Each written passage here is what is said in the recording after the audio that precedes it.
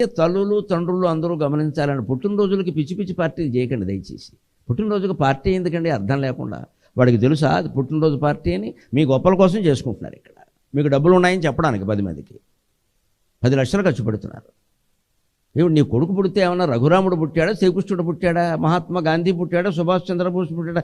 పనికిమాలిన వాడు ఒకడు పుట్టాడు ఇక్కడ, కుక్కమూతి పిందే. వీడు ఏమవుతాడో ఎవడికైనా తెలుసా? వీడికి ఇంత పార్టీ ఇవ్వాలా? మన అహంకారం. చేయాలి, మా బంధువులందరినీ పిలవాలి, చెయ్యి, హడావుడి చెయ్యి, అవసరమైతే అప్పు చెయ్యి. దానికోసం అప్పు చేస్తున్నారు. పెద్ద ఫంక్షన్ హాల్ బుక్ చేయడు. ఇంత చేస్తే వాడికి ఏడాది. వాడు తల్లిపాల కోసం ఏడుస్తున్నాడు, తల్లి ఏమో చుట్టాల కోసం ఏడుస్తుంది. తండ్రి గారేమో కట్టక ఓ పట్టుపంచి కడతాడు, అది ఎక్కడ జారిపోతుందో అని ఆయన ఏడుస్తున్నాడు. ఇప్పుడు అది కూడా బిగించే బొందులు వచ్చే సుఖంగాను.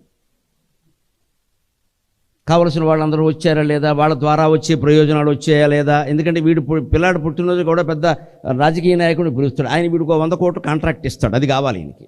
పిల్లాడు పుట్టినరోజుగా ఆ కాంట్రాక్ట్ వస్తుందా లేదా, ఆయన పిలిచామా లేదా, సీఎం వచ్చారా లేదా, వస్తే సీఎం వస్తే నీ కొడుకు ఏమైనా ఎక్కువ బతుకుతాడా?